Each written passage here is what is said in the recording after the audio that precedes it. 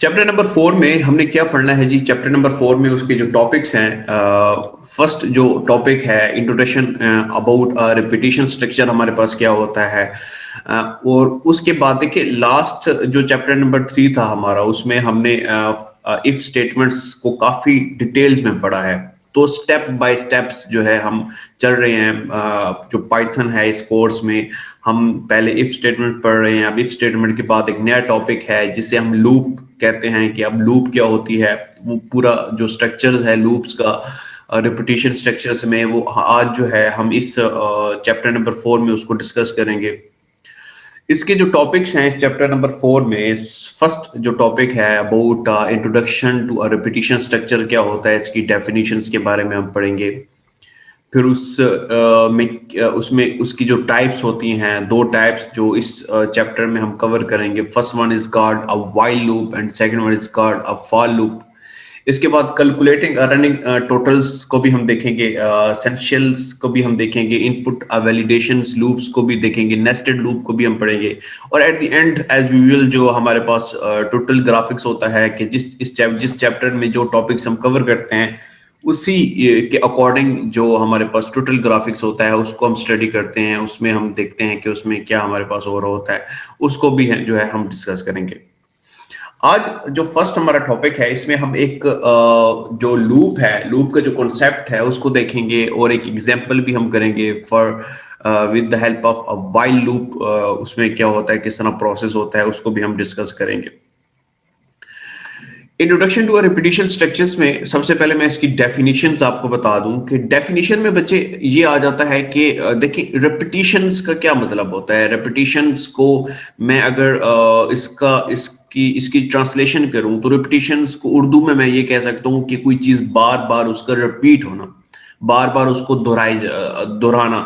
किसी भी चीज को, किसी भी वर्ड को अगर मैं बार बार जो है दोहराऊंगा या बार बार उसी अमल को करूंगा तो this is called a repetition. Structures क्या होता है? स्ट्रक्चर्स बेसिकली आप जो पाइथन में कोड लिखते हैं, कोई कोई भी कोड आप लिखते हैं, अगर उस कोड को आप बार बार रिपीट करते हैं तो this is called a repetition structures.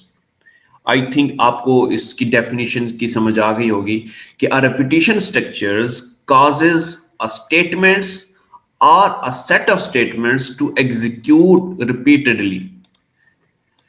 मतलब क्या है इस चीज का कि कोई कभी भी आपके पास ऐसे प्रोग्राम्स आ जाते हैं। अभी फॉर एग्जांपल मैं इसकी एग्जांपल आपको ये दे देता हूँ कि आपकी क्लास की जो फर्स्ट सेमेस्टर वाले हैं, सेकंड सेमेस्टर वाले हैं, आपकी क्लास की जो स्ट्रेंथ है वो 47 48 49 जितनी भी है।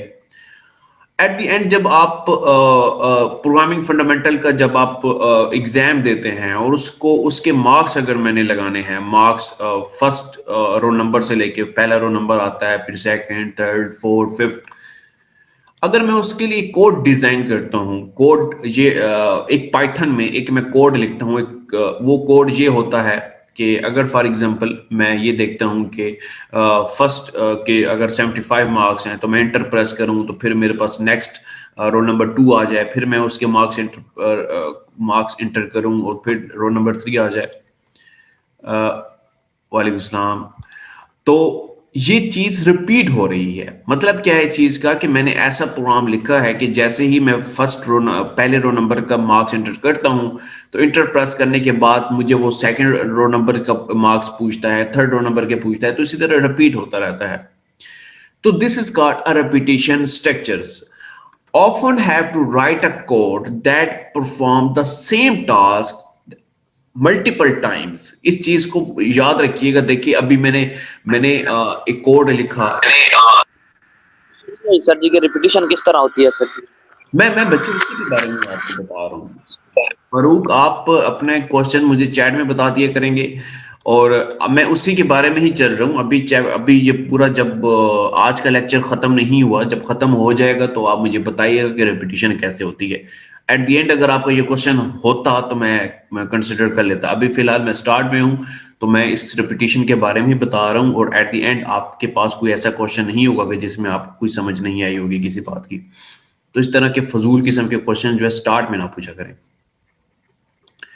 रिपीटिशन में सिंपल वही जो चीज़ है कि अगर फॉर एग्जांपल प्रोग्रामर्स जो होते हैं, जितने भी डेवलपर्स होते हैं, वो ऐसे प्रोग्राम्स लिखते हैं जिसमें स्टेटमेंट्स जो होती हैं, जिसमें जो कोड होता है, जिसमें उस प्रोग्राम का जो स्ट्रक्चर्स होता है बार बार इस्तेमाल हो रहा होता है। इसके इसकी एक एग्जांपल, सिंपल एक नॉर्मल सी एग्जांपल मैं आपको ये दे देता हूँ कि suppose you have been asked to write a program. अगर मैं आपके पेपर में भी एक क्वेश्चन दे देता हूँ कि you have to write a programs that calculate a 10%, 10 जो बंदे हैं, 10 एम्प्लॉय जो हैं, सेल्स, उनके sales commission for a several sales person के जो सेल्स कमीशन हैं वो आपने कैलकुलेट करने हैं।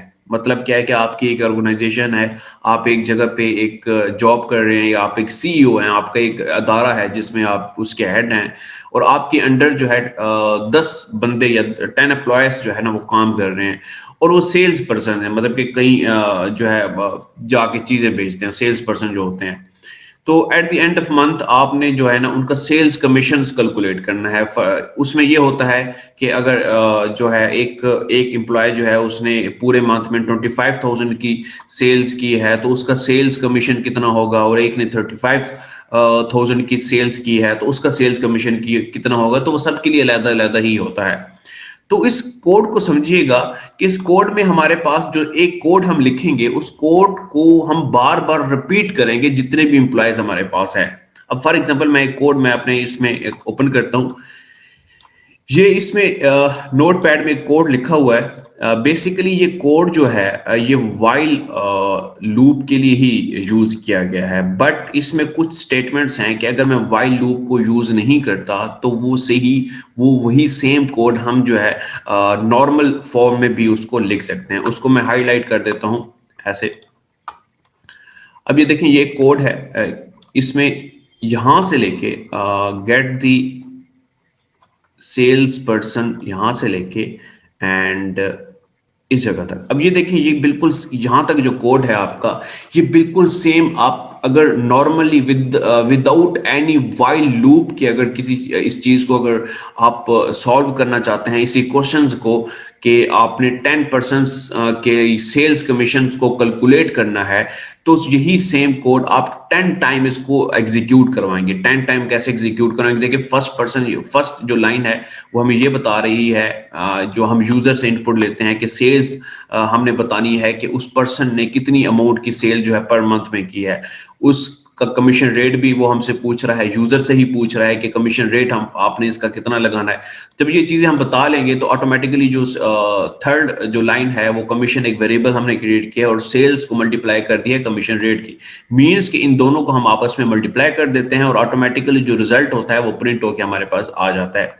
तो इस कोड को अगर हमारी ऑर्गेनाइजेशन में 10 एम्प्लॉयज हैं, तो इस कोड को मैं 10 टाइम रिपीट करूंगा। 1 2 3, एक सेकेंड, 4 5 6 7 8 9 10, 10 टाइम मुझे इसको रिपीट करके लिखना पड़ेगा। अगर तो पाइथन में या किसी भी प्रोग्रामिंग लैंग्वेजेस में वाइल लूप का या किसी भी लूप का कॉन्सेप्ट या रिपीटिशन का कॉन्सेप्ट नहीं होता।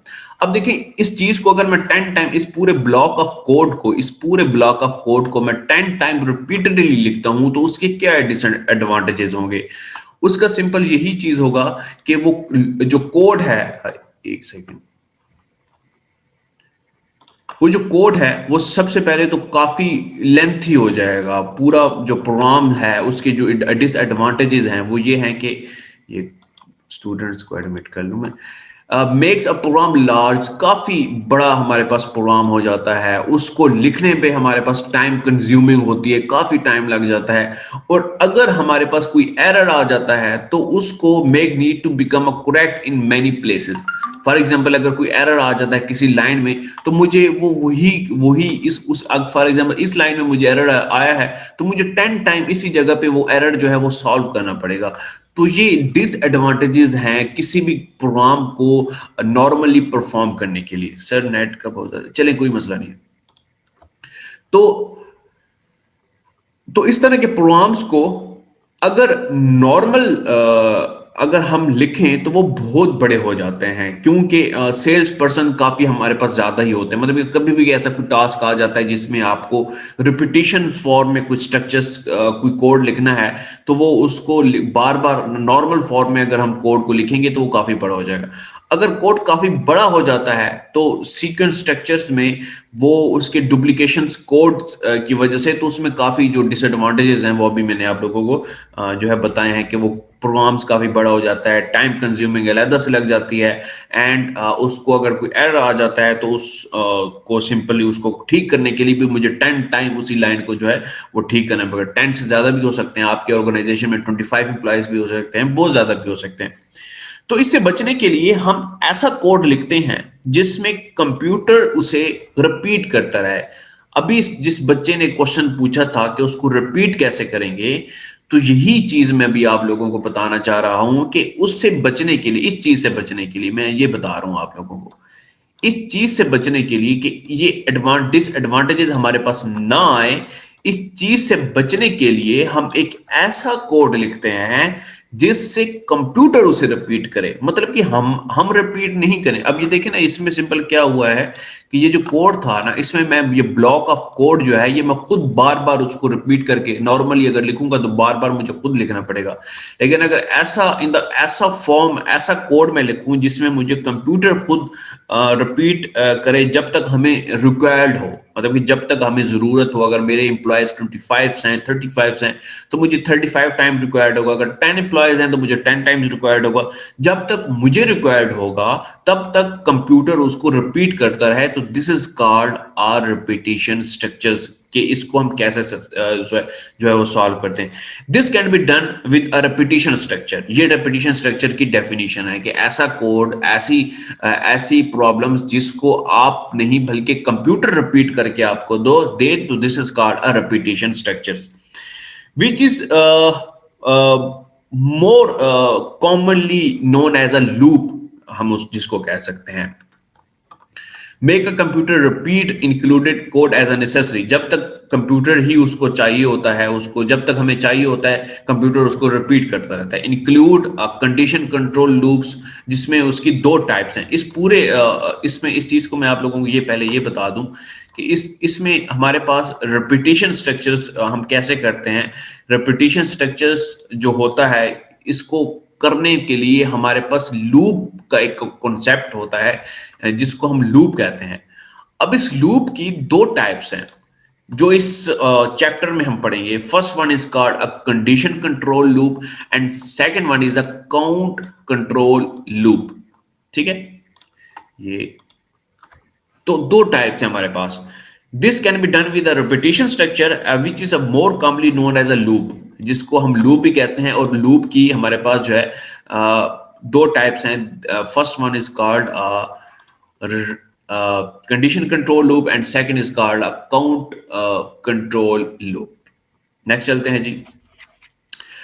तो फर्स्ट ऑफ ऑल सिंपली हम condition control loops and counter control loops के बारे में हम पढ़ते हैं कि इसमें इसमें होता क्या है बेसिकली, कि in this chapter we will look at two broad categories. Simply इस पूरे चैप्टर में आपने दो कैटेगरीज को काफी डिटेल में डिस्कस करेंगे। First one is a counter control and sorry first one is a condition control and second one is a count control loop.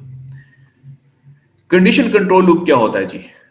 A condition control loop used as a true और false structure. Chapter number 3 को हम repeat करते हैं जी। Chapter number 3 में आप लोगों ने क्या देखा था कि चैप्टर नंबर 3 में आपने एक चीज डिस्कस की थी जिसमें हमारे पास कंडीशंस हम पढ़ते थे। व्हाट इज अ कंडीशंस, ये इस चीज की मैं बात कर रहा हूं। चैप्टर नंबर 3 जो अभी हमने प्रीवियस चैप्टर को कंप्लीट किया है, उसमें हमने कंडीशंस के हवाले में काफी डिटेल में डिस्कशन की है, जिसकी टाइप्स हमारे पास थी। इफ स्टेटमेंट्स आ गई, इफ कंडीशंस आ गई, या इफ एल्स कंडीशंस आ गई, या हमारे पास नेस्टेड डिसीजन स्ट्रक्चर्स आ गया। तो उसमें हम कंडीशंस के बारे में पढ़ते थे। कंडीशंस क्या होती हैं, कंडीशंस के बारे में हमने डिटेल में डिस्कशन की है कि कोई भी कंडीशंस हम लगा देते थे। A greater than B, B greater than C, C greater than D, कोई भी कंडीशंस हमारे पास होती थी। अगर तो वो कंडीशन ट्रू हो जाती थी तो हमारे पास कंट्रोल क्या हो जाता था, आगे चला जाता था, ऐसे ऐसे चला जाता था।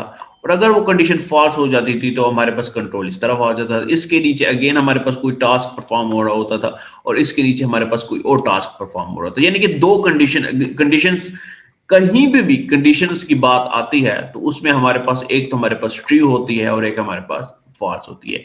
हमेशा कंडीशंस हमारे पास दो चीजों के ऊपर डिपेंड करती है, ट्रू एंड फॉल्स पे। तो true and false condition to control the numbers of time that is repeat while loop to write a conditions control loop। मतलब क्या है कि while जो condition control loop है उसको हम while loop भी कह सकते हैं। while loop is true अगर, तो फॉर एग्जांपल इसको बल्कि मैं इस जगह पे पहले समझा देता हूं कि ये देखिए हमेशा जब भी कंडीशंस, क्वेश्चंस है सर नेट का बहुत प्रॉब्लम है, नेट का प्रॉब्लम तो हो सकता है, चलें। अब इसमें ये देखें कंडीशन कंट्रोल लूप को मैं पहले सबसे पहले यहां पे समझा दूं तो फिर उसके बाद हम उसकी डेफिनेशन के बारे में पढ़ेंगे कि कंडीशन कंट्रोल लूप ये होती है कि ये देखिए प्रीवियस थर्ड चैप्टर में हमने कंडीशंस को डायमंड्स की शेप्स में ही हम इसको जो है वो डिफाइन करते थे। ये कंडीशंस है, कोई भी कंडीशंस हमारे पास हो सकती है, उसकी एक टाइप, एक वे जो होता है वो ट्रू होता है, और एक वे, एक रास्ता जो होता है वो फॉल्स होता है। जिस तरह इफ कंडीशंस में हमने पढ़ा था कि इफ कंडीशंस में अगर हमारे पास ट्रू हो जाती थी तो उसके अगेंस्ट हमारे पास कुछ स्टेटमेंट जो है वो एग्जीक्यूट हो रही होती थी, ये स्टेटमेंट्स, और फिर कंट्रोल हमारा बाहर चला जाता था और फॉल्स के लिए कुछ भी नहीं होता था। तो इफ स्टेटमेंट की तरह ही व्हाइल लूप काम करती है, लेकिन जब इसमें फर्क इतना यह है कि जब इसमें कंडीशन ट्रू होगी तो जो ब्लॉक ऑफ स्टेटमेंट्स एग्जीक्यूट होंगे उसके बाद ऑटोमेटिकली हमारा जो कंट्रोल है अगेन जो कंडीशंस के स्टार्ट में हमें ले आएगा। इस चीज का आप लोगों ने यहां पे समझना है कि कंडीशन कंट्रोल लूप, जिसको हम व्हाइल लूप की भी कहते हैं, उसमें ये होता है व्हाइल। व्हाइल का क्या मतलब होता है? व्हाइल का मतलब ये होता है कि वे टू वर्क, मतलब कि अपने काम की तरफ दोबारा वापस जाना। अगर ये ट्रू होगी तो टास्क होता रहेगा। अगर 1000 टाइम्स, 1 ट्रिलियन टाइम्स अगर ये कंडीशन हमारी ट्रू होती है। जी बच्चे, कोई क्वेश्चन है? नहीं लाइट है ये नहीं है ना सर थ्योरी से ज्यादा प्रैक्टिस। जी बच्चे, मैं अभी वो इसी प्रोग्राम की तरफ ही जा रहा हूँ, प्रैक्टिकल्स की तरफ मैं गया और समझ ना। जी क्वेश्चन है तो बच्चे आप चैट में पूछ लें प्लीज, मुझे समझ नहीं आती ऐसे आपकी बात की। आप चैट में पूछ लें, मैं आपको बता दूंगा।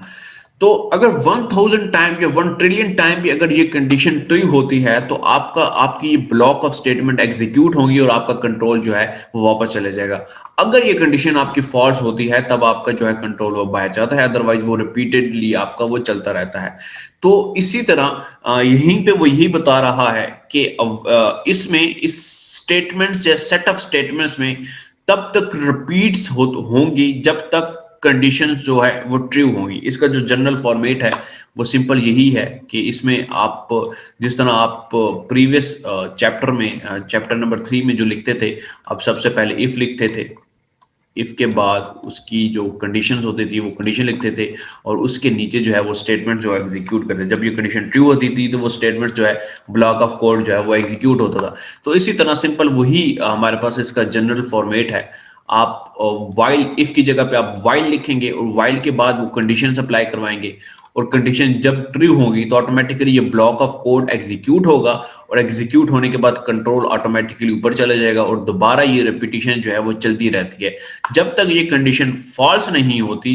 जैसे ही फॉल्स होगी तो ऑटोमेटिकली जो है कंट्रोल वो बाहर चला जाएगा। तो इस चीज का आप लोगों ने ख्याल रखना है कि व्हाइल लूप में हम रिपीटिशन जो है वो करते रहते हैं। तो सिंपल ये जस्ट जो है ना सिंपल डेफिनेशंस थी लूप की, जो हमारे पास व्हाइल लूप है। तो इसमें ये काम कैसे करती है ये जस्ट मैं ये समझा दूं, फिर उसके बाद हम जो कोड है उसकी तरफ जाते हैं। हमारे पास इसके 2 पार्ट्स हैं। फर्स्ट पार्ट क्या है कि फर्स्ट पार्ट में वो पहले कंडीशंस को चेक करेगा कि condition test for a true और फॉल्स वैल्यू, कि अगर वो कंडीशन हमारे पास ट्रू है या फॉल्स है, वो दोनों कंडीशंस को जो है वो चेक करेगा। अगर तो वो ट्रू होती है तो वो फिर क्या करेगा कि नंबर 2 जो पार्ट है वो statements repeat as long as a condition is true. जब तक वो कंडीशन ट्रू रहेगी वो उस चीज को वो रिपीट करती रहेगी अगेन एंड अगेन अगेन। और जब तक वो फॉल्स नहीं होती, जब फॉल्स हो जाएगी तो वो आप जो कोड है वो आपका बंद हो जाएगा, मतलब कि वो एग्जिट हो जाएगा। तो इस चीज का आप लोगों ने ख्याल रखना है। आपका जो रनिंग टाइम आउट भी होने वाला है, मैं आपको दोबारा भी लिंक आपको सेंड कर दूंगा। तो ये सिंपल उसकी जो है वो डायग्राम थी। अब चलते हैं हम अपने कोड की तरफ। वही कोड हम देखते हैं इस जगह पर रख के। ये देखिए सिंपल। मैंने सबसे पहले जब इस लेक्चर्स को जब मैं स्टार्ट कर रहा था तो मैंने सबसे पहले आपको बताया था कि नॉर्मली अगर किसी चीज को आपने रिपीट करना हो, वो क्या था, वो ये था कि इसका क्वेश्चन ये था कि सिंपल हमने कुछ एम्प्लॉयज का जो सेल्स कमीशन हैं वो हमने वो फाइंड करना है। वो सेल्स कमीशन कैसे हम फाइंड करते हैं? अगर नॉर्मली हम उस चीज को देखते हैं, नॉर्मली अगर हमने कोई कोड को परफॉर्म करना है तो उसके लिए सिंपल हम इस कोड को अगर 10 टाइम या जितने भी एम्प्लॉयज हैं जब तक हमें रिक्वायर्ड है उसको हम लिखते हैं। अगर फॉर एग्जांपल हमने इस चीज को व्हाइल लूप के साथ करना है तो वो हम इस तरह करेंगे। कोड को मैंने लिखा हुआ बेसिकली इसलिए होता है कि उसके लिए टाइम हमारे पास जो है वो बच जाता है, नहीं तो इसको हम बार बार लिखेंगे तो ऑटोमेटिकली वो टाइम हमारा जो है वो कंज्यूम होता है। अब देखिए फर्स्ट में हमारे पास क्या है, ये फर्स्ट में हमारे पास ये है कि एक वेरिएबल्स हमने क्रिएट किया है। उस वेरिएबल्स के अंदर मैंने एक जो है स्ट्रिंग डेटा टाइप जो इंटीजर्स जो हमारे पास वेरिएबल की जो टाइप होती है वो मैंने स्टोर की है। Keep underscore going is equal to Y, मतलब कि एक मैंने वेरिएबल्स क्रिएट किया है, एक वेरिएबल्स के अंदर मैंने उसको वैल्यू दे दी है जी Y. Y mean basically yes, इसको हम ऐसे कर देते हैं, यस कर दें आप इसको, ठीक है। इसका मतलब ये है कि वाई का मतलब ये है कि यस है, यानी कि इसके ऊपर जो कमेंट्स लाइन में ये बताया गया create a variable to control the loop, यानी कि ये जो वेरिएबल्स हम क्रिएट कर रहे हैं यही वेरिएबल्स आपके व्हाइल लूप को कंट्रोल करेगा, ठीक है। उसके बाद सेकंड जो कमेंट्स लाइन है उसमें ये बताया गया है कि calculate a series of commission, मतलब कि उसमें एक और हम इसके फौरन बाद मतलब कि एक पूरी सीरीज हम लिखेंगे जिसमें आपकी व्हाइल लूप जो है वो स्टार्ट हो रही है सिंपली। अब ये देखें एक वेरिएबल्स क्रिएट कर लिया, वेरिएबल्स के बाद आपने यहाँ पे व्हाइल लूप का स्टार्ट करना है। इस चीज को देखना, ये ऐसे हो गया जी, यहां से लेके आपने व्हाइल लूप को स्टार्ट करना है ऐसे, ये ऐसे इस जगह से आपने व्हाइल लूप को स्टार्ट करना है। सिंपल आप वही जो उसका जो सिंटैक्स था उस वो लिखेंगे। उसमें ये था कि आप सबसे पहले व्हाइल लिखते हैं और व्हाइल के बाद आपने जो है ये स्टेटमेंट एग्जीक्यूट करवानी है। व्हाइल कंडीशंस क्या अप्लाई करवा रहे हैं कि कीप गोइंग, जो ऊपर आपने वेरिएबल्स क्रिएट किया था ये वाला और उसमें आपने वैल्यूज को स्टोर करवाई थी Y, keep going is equal to Y कि मतलब क्या है कि ये जो वेरिएबल है जब तक यस होता रहेगा ये पूरा ब्लॉक ऑफ स्ट्रक्चर जो है एग्जीक्यूट होता रहे। ये देखिए ये पूरा ब्लॉक ऑफ स्ट्रक्चर जो है एग्जीक्यूट होता रहे। एग्जाम्पल सिंपल है कि एक वेरिएबल्स मैंने क्रिएट किया वाई और उसके बाद वाइल लूप मैंने स्टार्ट की और उस वाइल के बाद मैंने कंडीशन अप्लाई किया है कि keep going is equal to Y. जब तक मैं वाई प्रेस करता रहूंगा मेरा ये पूरा ब्लॉक ऑफ कोड जो है वो एग्जीक्यूट होता रहेगा। इस ब्लॉक ऑफ कोड में क्या है जी, सबसे पहले मैं आपको ये बता दूं, यूजर से इनपुट ली हमने सेल्स फ्लोटिंग इनपुट, ये नॉर्मल है कि आप लोगों को पता है कि यूजर से इनपुट हम कैसे लेते हैं। फिर उसके बाद एक और वेरिएबल्स क्रिएट किया कमीशन रेट, उसके लिए फ्लोटिंग पॉइंट के लिए मैंने यूजर से वैल्यू गेट करवाई कि आपने कमीशन रेट कितना देना है। फिर उसके बाद मैंने फार्मूला अप्लाई किया commission is equal to sales multiply by commission rate. अब ये सेल्स और ये कमीशन रेट इसके वेरिएबल्स ऑटोमेटिकली मैंने यहाँ पे बना चुका हूँ। ये इस चीज की मैं बात कर रहा हूँ, ये वेरिएबल्स मैंने यूजर से लिए और इसी का मैंने यहाँ पे फार्मूला जो है वो लिख दिया। फार्मूला का जो आंसर आएगा वो डिस्प्ले हो जाएगा automatically as a commission. Print the commission is format क्या है जी, commission 2f is everything is, आप चैप्टर नंबर 2 में पढ़ चुके हैं। ऑटोमेटिकली जो भी आंसर इसका आएगा वो यहाँ पे हमारे पास स्टोर हो जाएगा। उसके बाद एक और थर्ड लाइन पे हमारे पास क्या होगा कि see if the user want to do another one, कि अगर मैं यहाँ पे दोबारा किसी और एम्प्लॉय का रिकॉर्ड दोबारा रिपीट करना चाहता हूं, तो वो मुझसे पूछ रहा है कि see if the user want to another one, कि यूजर अगर किसी और एम्प्लॉय का भी कमीशन रेट फाइंड करना चाहता है तो वो क्या करे, कीप गोइंग, वही वेरिएबल्स मैंने क्रिएट किया ऊपर ये वाला, एक सेकेंड, कीप गोइंग, यूजर से इनपुट वो ले रहा है, input do you want to calculate another commission enter Y for the yes, मतलब कि अगर वो वाई दोबारा प्रेस करेगा, इस चीज को मैं ऐसे समझा देता हूं, अगर मैं दोबारा यहां से वाई प्रेस करूंगा इस जगह पे, ये इस जगह पे मैं दोबारा, स्टूडेंट्स बार बार क्यों आ रहे हैं यहां पे, अगर मैं दोबारा Y प्रेस करूंगा तो ऑटोमेटिकली जैसे ही मैं Y प्रेस करूंगा तो वो दोबारा जो कंट्रोल है वो यही पूछेगा, ये कंडीशन दोबारा ट्रू हो जाएगी हमारे पास, और वो अगेन हमारी ये कंडीशन ट्रू हो जाएगी, keep going is equal to Y हो जाएगा, दोबारा ये कंडीशन ट्रू होगी और दोबारा मुझसे ये चीजें बार बार पूछेगा, और अगेन जब कंट्रोल इसकी जगह जाएगा फिर मैं वाई प्रेस करूंगा तो ऑटोमेटिकली फिर जब वो कंडीशन ये वाली ट्रू होगी तो दोबारा ये ब्लॉक ऑफ कोड चलेगा, और दोबारा अगर मैं वाई प्रेस करता हूं तो दोबारा ये ऐसे रिपीट होता रहेगा जब तक मैं एन या कुछ और प्रेस नहीं, फॉर एग्जाम्पल मैं एन प्रेस करता हूं मतलब कि नो प्रेस करता हूं, तो देखिए इस जगह पे वाइल कीप गोइंग में ये था कि keep going is equal to Y, तो y की जगह पे मैं कोई और n प्रेस कर देता हूं या कुछ भी और प्रेस करता हूं तो ये कंडीशन फॉल्स हो जाएगी और ऑटोमेटिकली कंट्रोल हमारा जो है वो बाहर चला जाएगा। सिंपल इस चीज को मैं एग्जीक्यूट करता हूं, फाइल में जाते हैं, इसको सेव एज करते हैं, save as C and user Waleem Ahmad, and इसको हम सेव कर देते हैं while, सॉरी .py, एंड इसको मैं सेव कर देता हूँ, ठीक है, सेव हो गया, और इसको हम सिंपल स्टोर अपने CMD में जाते हैं एंड इसको हम जो है एग्जीक्यूट कर लेते हैं, python स्पेस while .py, अब ये देखिए enter the amount for the sales, वो सिंपल इस चीज को दोबारा वो पूछ रहा है कि enter the amount for the sale, ये चीज यूजर से पूछ रहा है, ये वाली लाइन एग्जीक्यूट हुई है, enter the amount for the sales, अगर मैं यहाँ पे मैं 25,000, एक सेकंड बच्चे,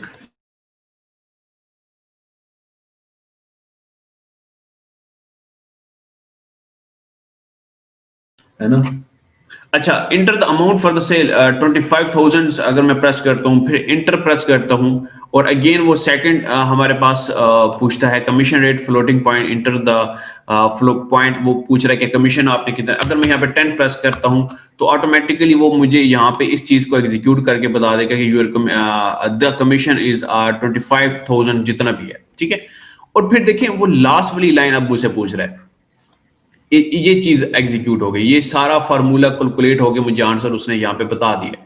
अब वो अगेन लास्ट वाली कमांड जो है वो एग्जीक्यूट कर रहा है कि do you want to calculate another commission enter Y for the yes, अगर मैं यहाँ पे वाई प्रेस करता हूँ और इंटर प्रेस करता हूँ तो देखिए हमारा रेपिटेशन एग्जीक्यूट हो गया दोबारा, enter the amount for the sale, again मैं यहाँ पे 1200 प्रेस करता हूँ और कमीशन 1 प्रेस करता हूँ तो मुझे ये अगेन रिजल्ट पर जा देगा, द कमीशन इज फलां जितना भी है, and again do you want to calculate another Y, यहाँ पे अगेन अगर मैं वाई प्रेस करता हूँ तो अगेन वो मुझसे पूछेगा, यहाँ पे मैं 15 कोई भी वैल्यू दे देता हूँ और अगेन यहाँ पे 12 दे देता हूँ तो मुझे दोबारा बता देगा, अगर मैं यहाँ पे कुछ भी और प्रेस करता हूँ, एन प्रेस करके इंटर प्रेस करता हूँ तो वो देखिए आपका जो कोड है वो एग्जिट हो गया, वो मुझे वलीद अहमद का दोबारा पता, मतलब वो पूरा कोड जो है वो एग्जिट हो गया। अब जितना भी आपके एम्प्लॉयज हैं, जितने भी उस चीज के आपके ऑर्गेनाइजेशन में एम्प्लॉय हैं, आप उतनी बार इस कोड को रिपीट करते रहेंगे तो ऑटोमेटिकली ये आपका जो है सर्कल जो है वो एग्जीक्यूट होता रहेगा। कुछ आपका बेसिकली आपका जो चैप्टर है, ये आपका जो आज वाला टॉपिक है वो बिल्कुल कंप्लीट हो चुका है, लेकिन एक दो बातें हैं जो इंपॉर्टेंट है, मैं भी लेस देन 1 मिनट रह गया, मैं इंशाल्लाह भी आपको दोबारा लिंक सेंड करता हूँ, तो कुछ बातें जो हैं वो मैं अभी इंपॉर्टेंट है वो मैं भी आपको बता देता हूँ, ठीक है।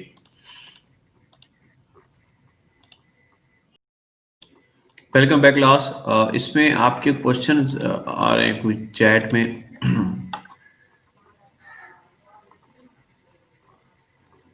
फॉर लूप बच्चे मैंने अभी तो नहीं पढ़े, फॉर लूप इंशाल्लाह हम नेक्स्ट क्लास में पढ़ेंगे। प्रैक्टिस। अच्छा चलें, इसमें हम देखते हैं, प्रोग्राम में देखते हैं हमारे पास लास्ट जो रह गई है। अब इसमें देखें सिंपल वही प्रोग्राम्स की, मुझे आई थिंक आप लोगों को समझ आ गई होगी।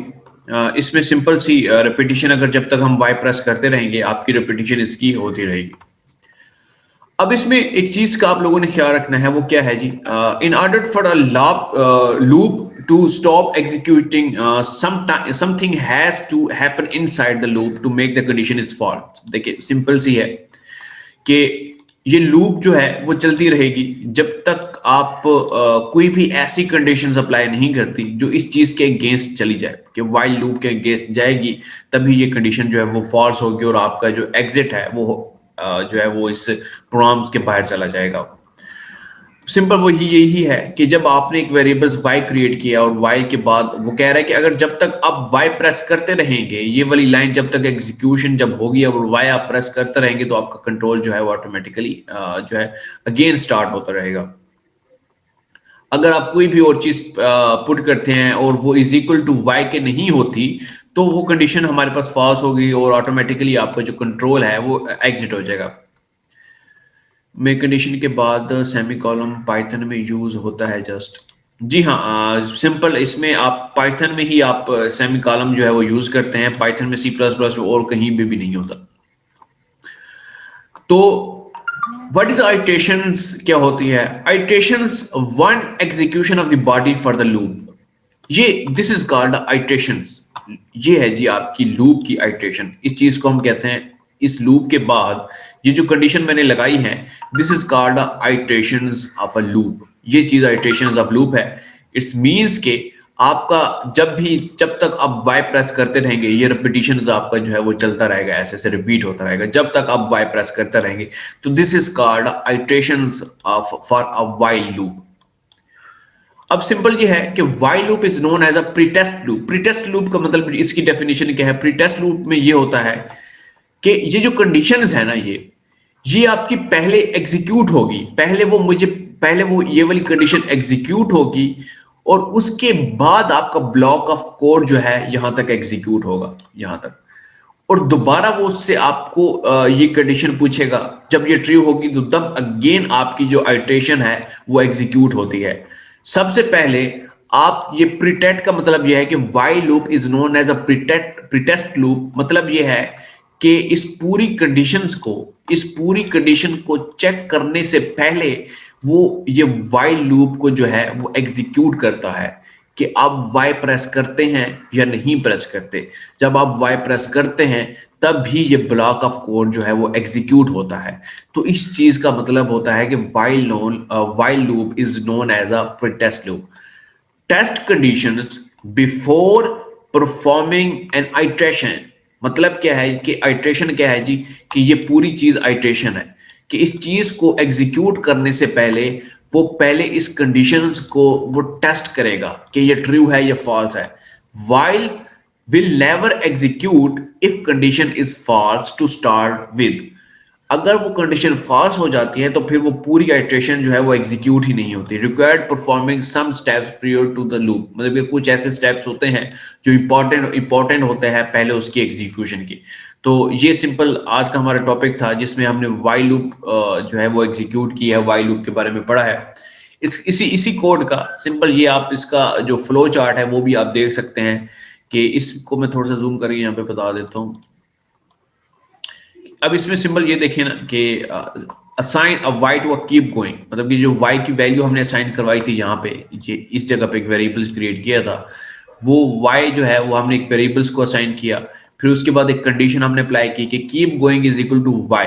अगर तो ये वाई हमारे पास ट्रू होता है तो ये पूरा ब्लॉक ऑफ कोड जो है, ब्लॉक ऑफ स्टेटमेंट्स जो आइट्रेशंस हैं वो एग्जीक्यूट होता है। और एंड पे जैसे ही हम वाई प्रेस करते हैं तो कंट्रोल हमारा बैक टू दिस पोजीशन चला जाता है और अगेन हमारी रिपीटिशन जो है वो ऐसी जो है वो एग्जीक्यूट होती रहती है। जब हम keep going is not is equal to Y होगा, अगर कोई हम एंड प्रेस करते हैं या कोई भी डिजिट्स हम प्रेस करते हैं जो वाई के इज इक्वल टू नहीं होगा तो ऑटोमेटिकली आपका जो कंट्रोल है वो जो है वो बाहर चला जाएगा। तो this is called a while concept जिसमें आपने पढ़ा है। तो नेक्स्ट जो हमारा टॉपिक है उसमें हम इनफाइनाइट लूप के बारे में डिस्कस करेंगे और उसके बाद फॉर लूप के बारे में हम डिस्कस करेंगे। तो अभी आप लोग सब मुझे चैट में बता दें कि अगर कोई क्यूरी या कोई प्रॉब्लम है अबाउट व्हाइल लूप के, आप मुझसे पूछ सकते हैं।